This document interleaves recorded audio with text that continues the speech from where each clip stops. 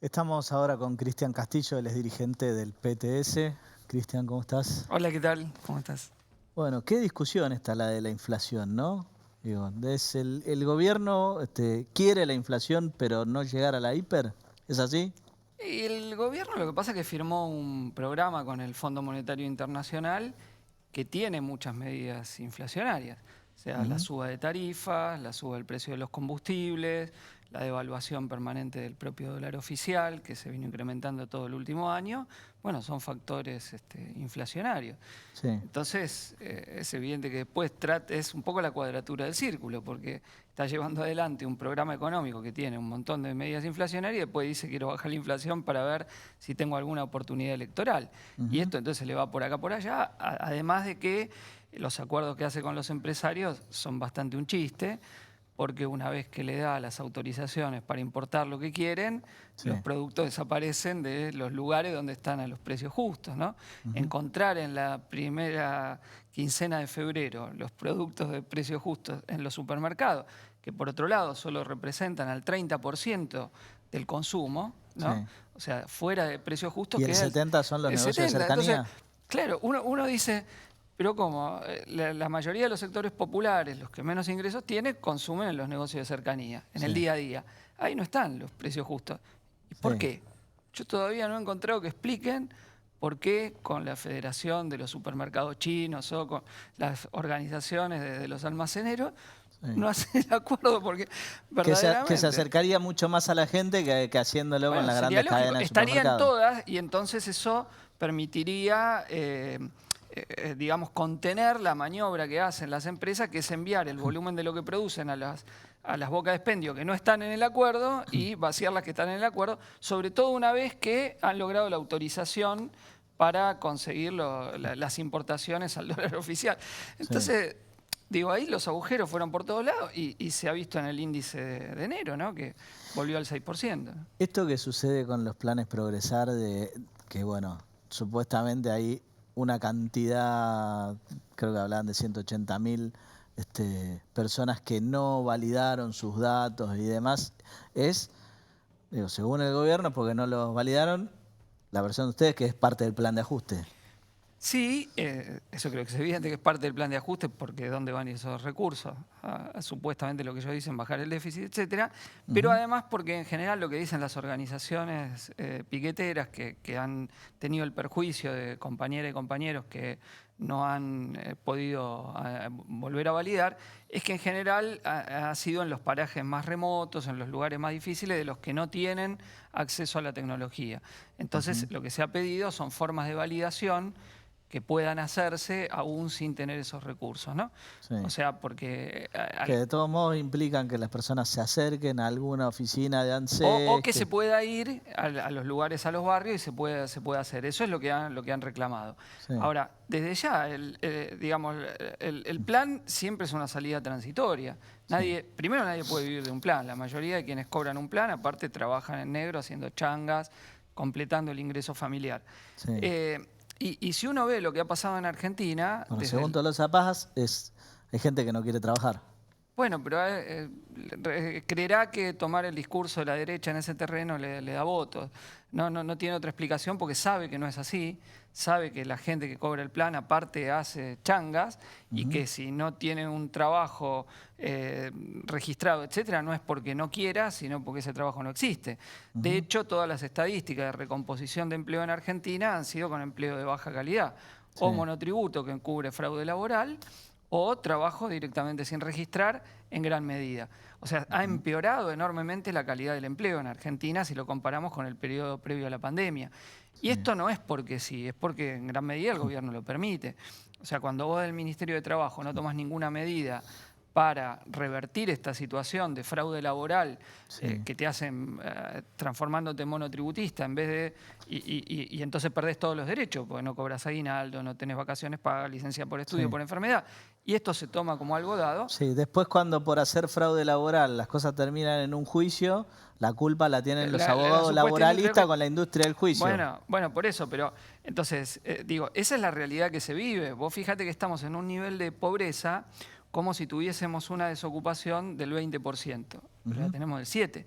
Sí. Entonces, ¿qué pasó en el medio? Bueno, cayó la Bueno, calidad del ese es un empleo y 7. cayeron los salarios. Ese es un 7 mentiroso. Bueno, aunque sea un poco mentiroso, pero de un 20 mentiroso tendríamos el nivel de pobreza del 40. Sí.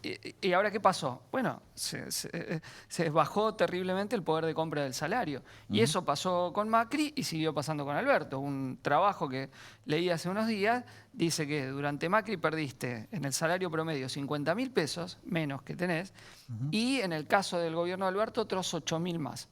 O sea, eso perdimos desde que estuvo Macri y Alberto. Entonces, bueno, eso fue un golpe al salario. Y la ministra Tolosa Paz es la ministra de este gobierno. Sí. O sea, los salarios son verdaderamente bajísimos, llegar a fin de mes cuesta cada vez más. Los socialistas decimos la fuerza de trabajo no cubre el costo de su reproducción, se paga por debajo de su valor, Sí. lo cual te lleva a que vos para llegar a fin de mes tenés que hacer extras como si fuera algo habitual, o tenés que hacer changas los fines de semana, no para hacerte algo especial, che, me arreglo un poco la casa, etcétera, sino porque si no, no vivís. Claro, Entonces, los extras, ese es me parece que es el punto central.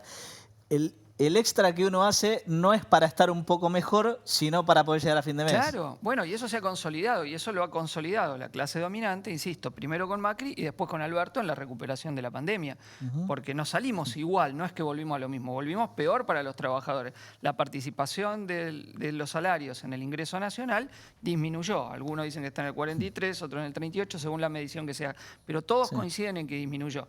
Y bueno, entonces el gobierno no se hace cargo de eso y quiere culpar a quien tiene que cobrar un plan para poder sobrevivir. Es verdaderamente muy hipócrita. Ahora, nosotros tenemos un planteo desde el PTS en el Frente de Izquierda, que es reducir la jornada laboral a 6 horas, que si se aplica, sin tocar el salario, obviamente, que si se aplicase en las 12.000 principales empresas daría lugar a 1.200.000 nuevos puestos de trabajo de calidad. Si vos a eso le sumás un plan intenso de obra pública en lo que hace a la vivienda popular, bueno, no tendría ese problema, porque todo lo que están cobrando los planes podrían y si estar se ahí, hiciera listo. eso, podríamos empezar a discutir la ley de alquileres, ¿no? Porque incluso digo, no importa qué ideología uno tenga, hay algo que no tiene discusión, que es lo siguiente: el déficit habitacional que tenemos es enorme. Eso hace que se disparen los precios del metro cuadrado en un país donde además el valor del metro cuadrado de cualquier propiedad está en dólares, los ingresos de la gente son en pesos, y finalmente se termina disparando el valor de los alquileres, y en vez de seguir discutiendo una y otra vez si la ley de alquileres tiene la culpa, no discutimos la cuestión de fondo, que es que necesitamos muchísimas más viviendas, y los planes Procrear se quedan cortísimos para la necesidad de la población. El gobierno dice que inauguró 80 y pico mil viviendas en toda su gestión, ¿no? En 3 años. Bueno, el déficit es de 3.800.000. Veremos ahora con el censo y que publique los resultados de viviendas, si no creció más. Fue una aspirina para el cáncer. Claro, porque Argentina pasó de 2,5 millones de familias en emergencia habitacional a 3.800.000 en 10 años. Sí. O sea, no claro, es que mejoró, sin se una agravó planificación. el problema, ¿se entiende? Entonces, si no hay un plan intenso destinado a la construcción de vivienda para los sectores populares en primer lugar, pero no solo, pero sí en primer lugar, pues son los que peor están, que no tienen acceso a los servicios mínimos, etcétera, bueno, no hay solución. Y después no hay ninguna política para evitar lo que pasa en otras ciudades del mundo, pero en Argentina es más grave porque hay cero política, que es esto que se construye no para el que necesita la vivienda, sino para el negocio especulativo inmobiliario. Entonces, por ejemplo, así como decíamos, 3.800.000 familias en emergencia habitacional, 2 millones de inmuebles vacíos. Entonces, vos fíjate la irracionalidad que hay. Es irracional. Ahora, yo no estoy discutiendo con el que tiene 1 o 2 viviendas de más, bueno, que ahorró toda su vida, etcétera. Pero sí hay grandes compañías que tienen 1.000, 2.000, 3.000 departamentos y los tienen vacíos especulando, y la persona que quiere alquilar se le vuelve imposible. Incluso las inmobiliarias están haciendo algo muy perverso, que es que si vos alquilás te dicen, y estás por la ley de alquileres, te dicen, mira, yo te digo de onda, aceptá el aumento aunque no está en la ley, porque si no, y entonces permanentemente es un lobby para que la situación del inquilino se vuelva cada vez peor, ¿no? Bueno, esta es una situación, insisto, porque no hay ninguna política para garantizar el acceso real a la vivienda, no hay crédito hipotecario accesible medianamente. Bueno, es una situación que ahí vos tenés el reino del mercado. Ahí vos tenés esto que dice Milei, que si el mercado va todo bien, no, ahí lo tenés, ahí está, y estamos cada vez peor. Y lo que pasa cuando el mercado no tiene ningún tipo de intervención del Estado. Del Estado, claro, en el problema inmobiliario, así es. Bien, enseguida estamos con Miguel Ponce León, a quien le apuntaron con una mira láser. Antes de eso quiero que vean el siguiente informe y muchas gracias por venir. No, muchas gracias.